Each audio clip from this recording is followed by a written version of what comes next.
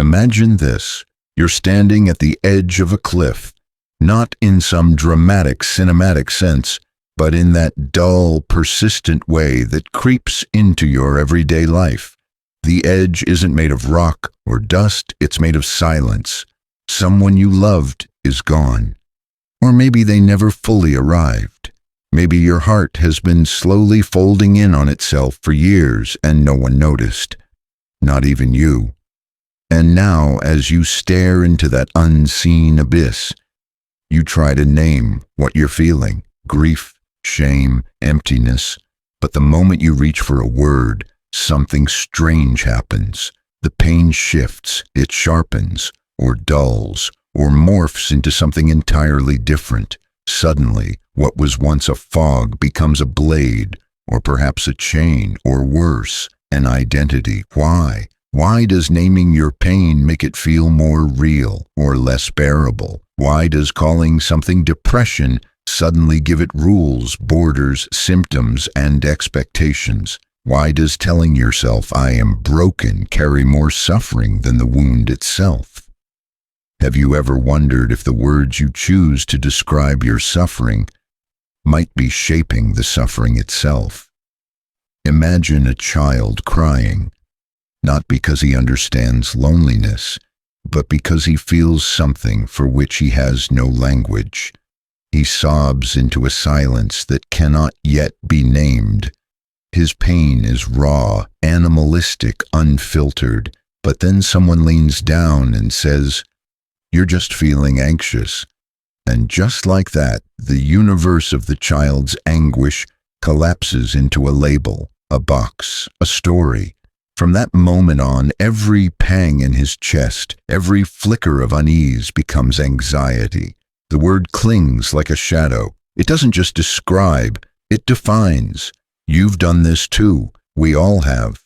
We inherit these words like heirlooms, passed down from generations who did the best they could. Words like failure, ugly, not enough. Words like strong and resilient that often mean silent and suffocating. We don't question them, we wear them, we perform them, we become them. But what if the very act of labeling your pain is the reason it won't let go? What if every time you say, "I am depressed," you are not expressing a feeling but reinforcing a prison? Consider this. Language is not neutral. It doesn't merely reflect your experience, it constructs it. To name something is to summon it into existence, to carve it into the narrative of your life. And once a word takes root, it grows roots of its own. Words breed meanings, and meanings birth beliefs. Before long, the vocabulary you've absorbed becomes the architecture of your suffering. You think in metaphors, you bleed in adjectives, you survive in stories. So what if your story is wrong? What if the most intimate part of your existence, your inner world, is being shaped, distorted, even weaponized by the words you've been taught to use? There's a terrifying power in the sentence, "I am." The moment you follow it with a word, any word, you declare an identity, not just to the world, but to yourself. I am anxious. I am worthless. I am a failure. These aren't observations. They're rituals. Each repetition etches the belief deeper, makes it harder to unravel. But here's the paradox. Without words, how would you ever understand what you feel? Without language, could you even suffer? Is suffering possible without a story? Strip away the word heartbreak, and what are you left with? A tightness in your chest, a drop in your stomach, a sudden flood behind your eyes. Physical sensations, transient, wild, unshaped. But insert the right word, and suddenly it becomes a narrative, a tragedy, a life-defining event, a reason to never love again. Language gives form to chaos, but in doing so, does it also imprison you within that form? Nietzsche once wrote, All things are subject to interpretation. Whichever interpretation prevails at a given time is a function of power and not truth. So ask yourself, whose words are you using when you suffer?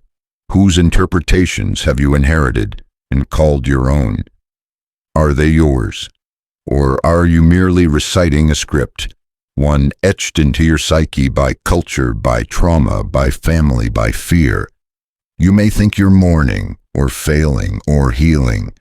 But what if you're just narrating, spinning pain into meaning using language you never chose? What if the real pain isn't what you feel, but what you've been told it means? This is not a game of semantics. This is about the architecture of the self, the scaffolding of identity, the machinery of suffering. What if everything you believe about your pain is not only shaped by language, but is made of language? And if that's true, then what does it mean to suffer? Or more disturbingly, what does it mean to suffer authentically if the words that define it were never yours to begin with? We must go deeper. There's a hidden force beneath our suffering, one that traces back to the oldest roots of psychology and philosophy, one that shapes every human interaction yet remains invisible. We're about to uncover it. But be warned, once you see it, you can't unsee it. There's something unnerving about silence, not the absence of sound, but the absence of narrative, the unspoken, the unsaid. In that void, something ancient stirs. Before we had words, we had wounds. Before we had stories, we had sensations. Pain didn't have a name, it simply was. But the moment we gave it a name, we gave it direction, we gave it weight, and most dangerously, we gave it identity. This is the hidden mechanism. Language is not a mirror, it is a mold.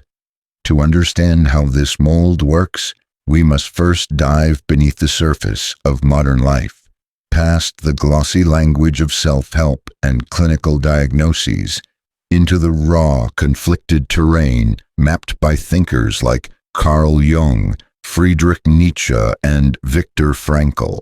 Carl Jung wrote extensively about the persona, the mask we wear to meet the expectations of society.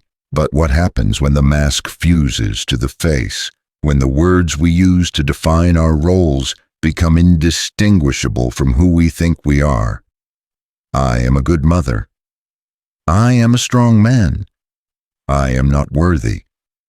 These aren't neutral statements. They are performative contracts with reality. They are psychological costumes stitched together with words, reinforced by repetition. And the more we repeat them, the less we see them as constructs. Nowhere is this more apparent than in our approach to suffering. We don't just feel pain, we organize it, we categorize it, we name it, box it, prescribe it, and label it. We turn it into something manageable, not necessarily to heal it, but to contain it. Yet Nietzsche warned us, beware of explanations. He who has a why to live can bear almost any how, he famously said, echoing a sentiment that Viktor Frankl would later build an entire therapeutic model upon. But even this why can become a linguistic trap if it's handed to you instead of born from within. If you are told the meaning of your suffering, you inherit not insight, but indoctrination. And make no mistake, society has been naming your pain long before you knew it had a name. From childhood, you were taught not just to speak, but to speak correctly, to call anger tantrum, to call sensitivity weakness, to call silence disobedience. As Aldous Huxley observed, language isn't just a tool of communication, it is a weapon of control. It shapes not only what we say, but what we are allowed to feel. And so we learn to narrate ourselves through borrowed scripts. Consider how modern psychiatry has pathologized the human condition. Grief becomes complicated bereavement. Shyness becomes social anxiety disorder. Restlessness becomes ADHD. This isn't to dismiss the legitimacy of mental health diagnoses, but to question the machinery behind them. Are we treating the soul or managing the symptoms? Are we healing or simply translating our chaos into palatable, insurable terms? Jean-Paul Sartre once argued that existence precedes essence. In other words, we are before we are defined. But in a world addicted to labels, essence is given before existence can even unfold. The child who is told he's lazy or difficult begins to internalize those words until they calcify into self-perception. And once perception ossifies, so does possibility. The tragedy is not that we suffer, but that we suffer through someone else's vocabulary. Schopenhauer believed that to live is to suffer, but in our era, to suffer is to be explained. Your heartbreak must be diagnosed. Your loneliness must be interpreted. Your existential despair must be marketed as a product to fix. It is not enough to feel. You must name, narrate, and normalize. And in doing so, you risk losing the very authenticity of your anguish. This is the hidden problem. Your pain has been colonized, not by invaders with flags and weapons, but by words. By the time you are old enough to cry for reasons you don't understand, those reasons have already been scripted for you. Your sadness, it's a lack of serotonin, your fear, a dysfunction of the amygdala, your discontent, a result of not practicing enough gratitude. There is always a name, always an answer, and always a price. But what if the question itself is wrong? What if suffering isn't meant to be explained, but experienced? Viktor Frankl, imprisoned in Nazi concentration camps, observed that those who survived were often those who could find meaning in their suffering. But even he cautioned against outsourcing that meaning. It must be discovered, not assigned. The danger lies in letting someone else hand you a ready-made narrative. It might bring temporary relief, but it costs you the intimacy with your own experience. The philosopher Martin Heidegger spoke of thrownness, the idea that we are thrown into a world not of our choosing, into language not of our design. We wake up mid-sentence inheriting metaphors we never created, and so we suffer not only in flesh and blood, but in grammar. Ask yourself, whose words echo in your mind when you fail? Whose voice do you hear when you say, I can't, I shouldn't, I'm not enough? Trace them back. Are they your parents, a teacher, a culture, a god? More often than not, the words that shape your suffering were never chosen. They were absorbed. And like a virus, they replicate inside you, building structures of thought that feel native but are, in fact, invasive. This is the psychological and philosophical root of the issue. Your language has been hijacked, your story overwritten. And worst of all, you didn't even notice. But now you do. Now you feel the tension, a conflict between what you feel and what you say about what you feel. The dissonance between the experience and the explanation. And somewhere in that dissonance lies your true voice, buried beneath the noise of borrowed narratives. The question is no longer, how do I describe my suffering? The real question is, who gave me the words I used to suffer? The answer to that question may be the first step to reclaiming yourself. But understanding the root is not enough. Because while the hidden mechanism reveals how language shapes pain, it does more than shape. It alters, it extends, it amplifies. What happens when those words begin to reshape not only your experience, but your entire reality? That's where we go next. into the unseen consequences, the invisible architecture of suffering that you walk through every day, unaware of the walls pressing in. You wake up, you check your phone. A headline screams why you might be failing at life without even realizing it. You scroll. A quote reminds you, you're not depressed, you're just lazy. A friend posts about their third promotion this year, captioned with hashtag grind, hashtag blessed, hashtag no excuses. You close the app. But something lingers. Not the images, not even the message. It's the words. Words that weren't meant for you. Words that you didn't choose. Words that now live inside you like echoes from someone else's mouth. And with those words comes the unseen architecture of your inner prison. Because language doesn't just describe the world, it builds it. And every time you absorb a word, you accept a brick. You build a house of meaning, you decorate it with beliefs. Eventually, you forget that the house was ever built. You just call it reality. But what if you're living in someone else's house? Someone else's definitions of success, failure, love, and despair. This is the silent colonization of the soul, and its consequences are everywhere. Consider the subtle difference between I feel sad and I am depressed. The former is an observation, a passing cloud. The latter is a declaration, a state of being. When we conflate temporary states with permanent identity, suffering changes form. It goes from something we have to something we are. And the brain listens. Neuroscience shows us that language has neuroplastic consequences. The words we use regularly affect the way our brain fires and wires. Say something often enough, and your neurons carve out highways of belief. This is how mantras become worldviews, how a phrase like, I'm not good enough, mutates into a core truth etched into the nervous system. In one study, subjects asked to repeatedly verbalize negative self-descriptions showed increased activity in the brain's default mode network, the same regions involved in self-referential thought and rumination.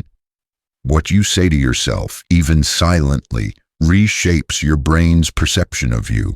You don't just suffer because life is hard.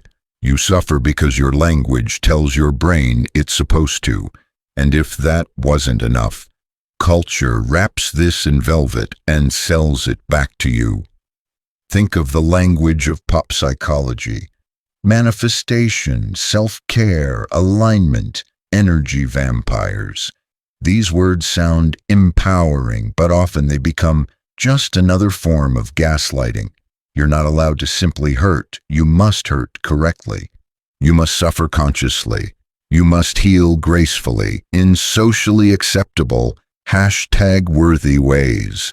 Try telling someone you feel hopeless, and watch how quickly they reach for the linguistic first aid kit. You just need to change your mindset. Have you tried gratitude?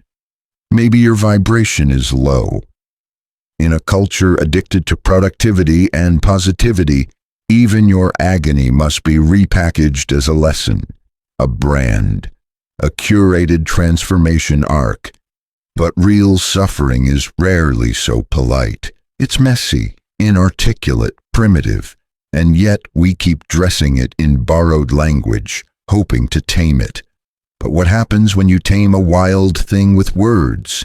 You don't cure it, you domesticate it, and then you wonder why it keeps growling beneath the surface. The philosopher Ludwig Wittgenstein once said, "The limits of my language mean the limits of my world."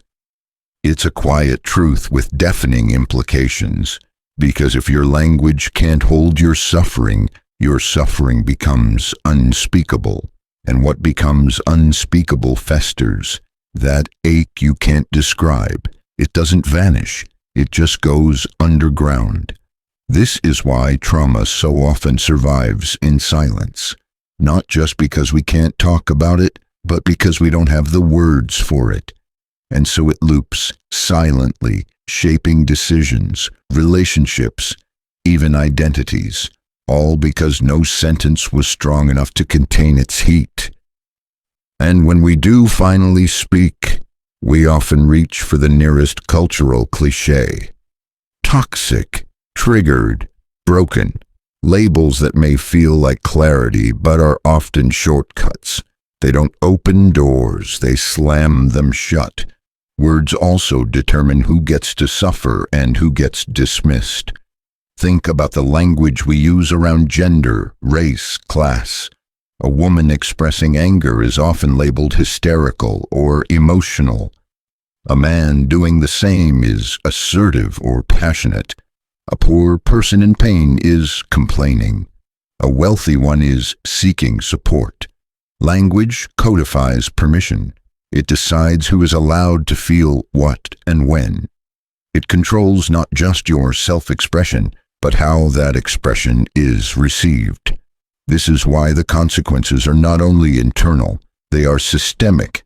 Our institutions are built on linguistic structures, law, medicine, religion, education, all rely on language to define, exclude, validate, or pathologize. And so the suffering of those outside the dominant narrative often gets erased, not because they don't feel, but because they aren't given the right words to be believed. And if your pain cannot be named, can it ever be seen? Even in solitude, the consequences follow you. You sit alone in your room, unable to sleep, and the voice inside your head whispers scripts you never wrote. You're behind. You should be stronger. You always ruin things. That voice doesn't speak in feelings. It speaks in words. And it never forgets the lines. Where did it learn them? Who taught it the grammar of self-hatred? Was it the parent who called you ungrateful? The partner who said you were too much? The system that told you healing should be linear, and if it's not, then it's your fault. The cruelest trick is that eventually it doesn't sound like them anymore. It sounds like you. This is the ghost language of suffering. You carry it like a second skin. You breathe it like smog. You consult it before you cry, before you speak, before you even feel. And it colors everything. The words you use to understand your pain aren't just descriptions. They are decisions. Decisions about who you are, what you deserve, and whether you get to heal. So what now? You see the prison. You feel the walls. You hear the voice echoing with borrowed syntax. But is there another way? Can you rebel against the language that built your cage? Can you feel pain without naming it into permanence? Can you suffer without turning it into an identity? Yes, but it requires something radical. It requires unlearning, breaking, rebuilding. It requires speaking in new tongues, or sometimes no tongue at all. To break free from this inherited grammar of pain, you must first confront it. Burn the script. Forget the metaphor. Find the raw feeling beneath the label. That's where we go next, into the rebellion. Tear the word from the wound. That's where it begins. Not with a healing balm, not with a carefully crafted affirmation, but with silence, with the scorched silence that follows after you stop explaining your pain and finally feel it. Wild, feral, untamed. No metaphors, no hashtags, no borrowed phrases to hold it like a leash. Just the raw howl of you. This is the first act of rebellion, to refuse to name it, because naming has become a sedative. It soothes, it simplifies, but it also shrinks. And you were never meant to be small. Your pain was never meant to be trimmed and titled. You were never meant to suffer in a voice that wasn't your own. To break free, you must unlearn fluency. Let yourself forget the words that were etched into you without consent.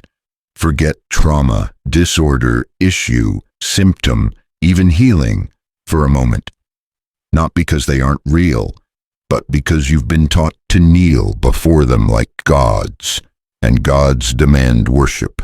This is the truth no one tells you. The system that taught you to suffer through words cannot teach you to be free of them. You need a new language, or perhaps the courage to speak in none at all. Imagine a man in a desert screaming into the wind, not for help, not for pity, but simply because the silence inside him has finally become too loud. His scream has no shape, no word. It is not about anything. It simply is. That scream is more truthful than 1,000 journal entries. Rebellion does not begin with understanding. It begins with undoing. Look at history. The prophets, the mystics, the revolutionaries, they all began with language and then outgrew it. Rumi spun poetry not to explain love, but to disintegrate the boundaries of it. Nietzsche shattered moral constructs with aphorisms sharp enough to draw blood. Language as blade, not balm. And Buddha? He sat, he breathed, he taught not through lectures but through presence. Not everything true needs to be said. Not every experience needs narration. They all knew language can either be a prison or a portal, a chain or a key. It depends on how you hold it. So how do you rebel? Start here. 1. Stop narrating your suffering like it's a story with an audience. You are not a brand. Your pain is not content. You don't need to make it beautiful. You don't need it to make sense. Let it be jagged. Let it be ugly. Let it scream in a voice that has no grammar. If you feel like collapsing, collapse, without quoting Rumi, without explaining it to your therapist, without packaging it in a tweet. Let yourself be unspeakable for once. That is where freedom begins. 2. Speak in contradiction. Real truth isn't neat, it's paradox. Say, I am broken and I am holy. Say, I hate myself and I love myself in the same breath. Language can fracture under the weight of paradox, and in that fracture, something slips through, something more real than words. You are not a consistent narrative. You are a wildfire. Stop trying to make your suffering linear. 3. Use language like a weapon, not a cage. Reclaim words that once harmed you. Take crazy and make it holy. Take failure and wear it like a badge. Speak in metaphor, not to hide, but to explode meaning. Say, my sadness is a cathedral with broken stained glass. Say, I am grief wrapped in skin and pretending to be polite. Don't describe your pain like a diagnosis. Describe it like a war, because it is, and you're still here. 4. Invent your own rituals. If traditional language fails you, use symbols. Draw what your sadness looks like. Dance your rage. Burn your old journal and watch the smoke carry your sorrow into the sky. We were storytellers before we were writers. We were shamans before we were scholars. Your body remembers how to speak without words. Let it. 5. Build a new vocabulary, but only when you're ready. There will come a moment, after the silence, after the breakdown, after the burning of scripts, when you will need words again, not the old ones, new ones, words that you choose, not ones chosen for you. Words like becoming, words like storm, words like enough. Speak them slowly, as if you're tasting your own voice for the first time, because you are. And most importantly, choose silence when silence is more honest than speech. You do not owe the world a narrative. You do not have to make your suffering legible. Some pain is so deep it cannot be said. Some truths are so sacred they must be protected from language itself. This is not avoidance. This is reverence. When you hold your suffering in silence, You are telling the world, this is mine. You may not touch it. You may not name it. You may not shrink it to something you can understand. That is sacred rebellion. You've spent years suffocating inside inherited grammar. Now you are learning to breathe again, not through the mouth, not through the voice, but through presence, through raw being. You are learning that pain doesn't need to be explained to be valid, that healing doesn't need to be performed to be real, that some of your most authentic moments will happen wordlessly, in the dark, in the quiet, without witnesses. That's what freedom tastes like. You've broken the spell, but now you stand in the wreckage of your former language, wondering, what now? What's on the other side of this silence? What is left when you are no longer defined by the way you suffer? That is the final threshold, and it holds the ultimate truth.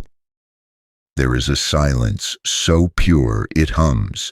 You sit in it now, not like a prisoner without speech, but like a god before creation, not empty, primordial. The silence after rebellion isn't void, it's fertile. It waits for you not to explain yourself, but to become.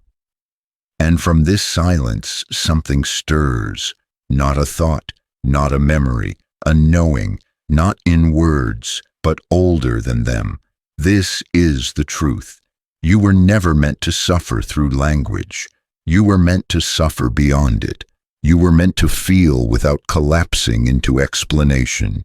You were meant to ache without turning pain into identity. You were meant to endure not as a character in a story, but as a force of nature, untamed, alive, sovereign. But they taught you to speak before they taught you to feel. They gave you a dictionary before they gave you a mirror. So you stared at your reflection, trying to find the right adjective. Sad, lost, anxious, broken. But every word was a distortion, every label another layer of separation between you and the experience itself. And the deeper tragedy? Eventually you believed that was all you were, a sentence with a period, but you are not a sentence. You are the silence before the sentence forms. Think back before the words, before you could say, hurt, didn't you feel it? Before you could say, lonely, didn't you know it in your bones? Language didn't create your pain, it only tried to contain it, and in that attempt, it shrunk it, sanitized it, made it manageable so others could nod and understand. But pain doesn't need understanding, it needs witnessing, not as a concept, as a presence. This is why we cry in moments too powerful for speech, why we scream in agony or ecstasy, why we fall silent at the sight of death or birth or beauty too vast for explanation, because deep truths are not spoken, they are felt. So what is the ultimate truth? It is this: you are not your suffering, but you are not separate from it either. You are the space in which suffering happens and passes. You are the field that holds joy and grief without collapsing into either. You are not the wound. You are not even the healing. You are the awareness in which both unfold. When you learn to hold pain without naming it, it loses its grip. When you learn to let go of words, you return to something deeper, not silence, not speech, but presence. And presence doesn't judge. It doesn't narrate. It simply is. The child laughing in the rain, the widow staring at an empty chair, the monk sweeping the temple floor. None of them need words to be whole. None of them need language to be real. Neither do you. Do you see now? The way out of suffering is not always through understanding. Sometimes it is through surrender, not to the pain, but to the mystery beneath it, the mystery that cannot be said, only lived. This is why ancient mystics spoke in parables, why Zen masters answered questions with silence, why prophets went into deserts and came back changed. They weren't escaping suffering, they were escaping language. Because once you exit the grammar of pain, you see, there was never a you who suffered. Only the moment, only the feeling, only the passing weather of experience. You were the sky, always.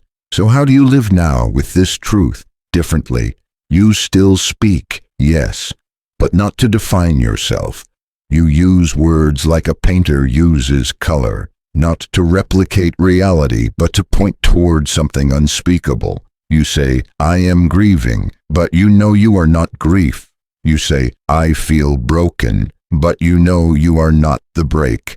You say, this hurts, and you let it hurt, without needing to name it into something tidy. You speak with reverence. You choose your words like you're choosing spells, because you are. Language is no longer your cage, it is your craft. And when it fails you, when no word fits, you let it go. You return to the hum beneath thought. You breathe, you watch, you feel, and you trust that this too will pass, not because you've named it, but because you've outgrown it. Now imagine this. You're sitting across from someone you love. They are crying, not with the drama of performance, but with the quiet ache of real pain. And for the first time, you don't rush to speak. You don't offer advice. You don't try to fix or explain. You just stay, wordless, open, present. And in that silence, they feel something they haven't felt in a long time. Safe. Not because you said the right thing, but because you dared to say nothing.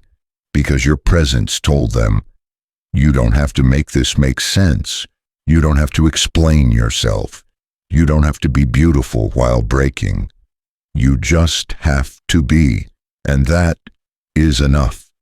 That is the revolution, the refusal to reduce ourselves to sound bites of sorrow, the rebellion against the tyranny of tidy meaning, the return to the truth that suffering, like joy, like love, is not meant to be understood. It is meant to be held.